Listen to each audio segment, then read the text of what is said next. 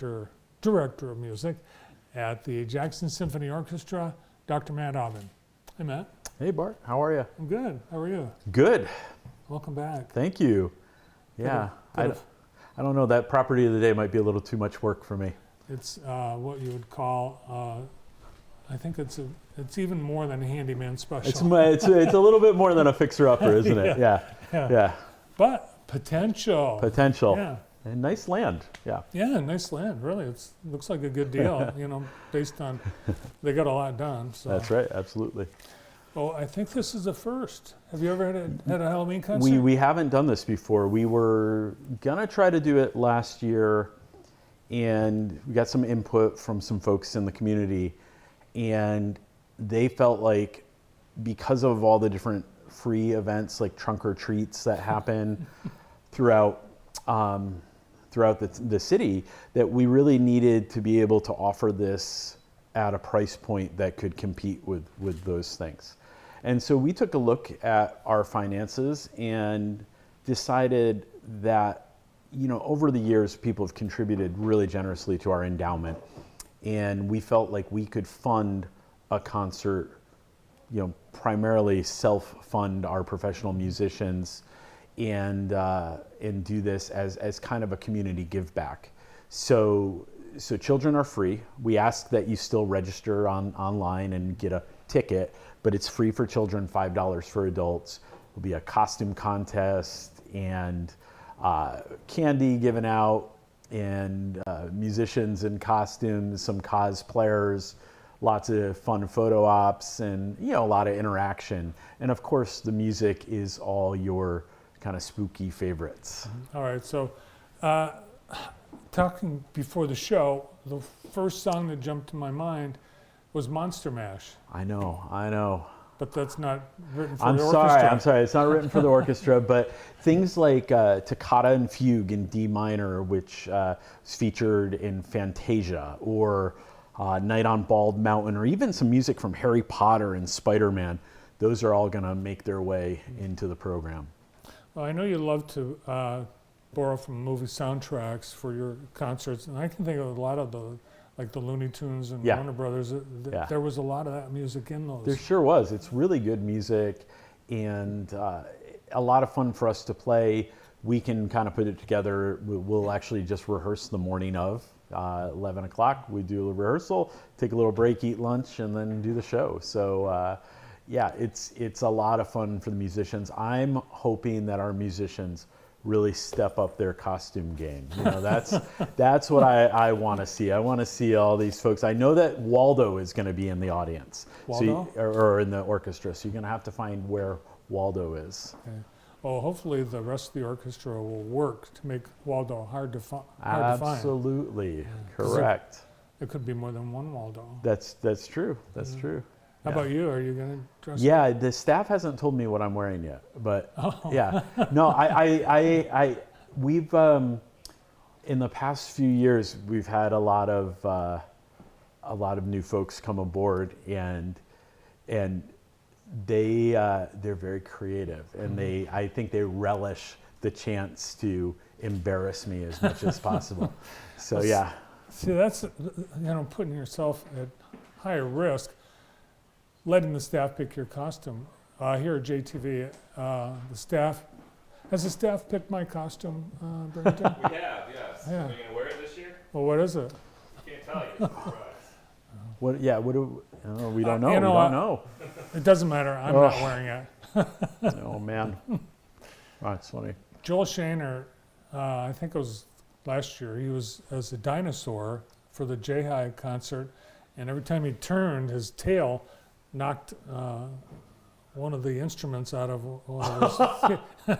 It's like you don't realize. Well, I did tell them. I said, I have to be able to conduct in it. I have to be able to see, and then there's also we've had some parents call and say, how scary is this going to be? And as the father of a 4.5-year-old, who tends to be scared in movies, I said, let's make it more about fun and magic rather than try to scare the daylights out of everyone. All right, nothing too scary. Nothing too The scary. other thing about Joel's dinosaur Halloween costume is his hands. He couldn't.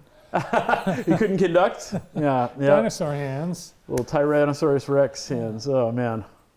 I remember, though, when I was studying conducting, that if, there were actually some people not even in costume that would conduct like that, and that would be the comment from the master teacher. You're conducting like a Tyrannosaurus Rex. You need to extend out. And so, yeah. It's a thing. It's a thing. Then, so right after the Halloween concert, you guys are getting ready for the November.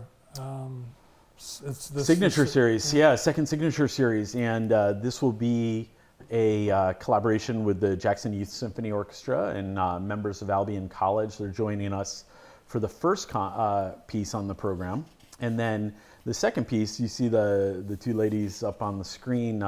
Amy McCabe is a trumpet player with the President's Own Marine Band, and Leland Starrett, who actually is from Leelanau, and that's where her name comes from, actually. Really?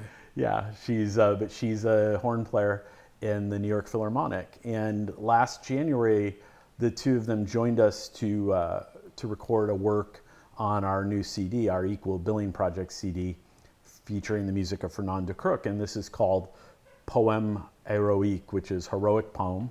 And it's a concerto, a solo piece for trumpet, horn, and orchestra.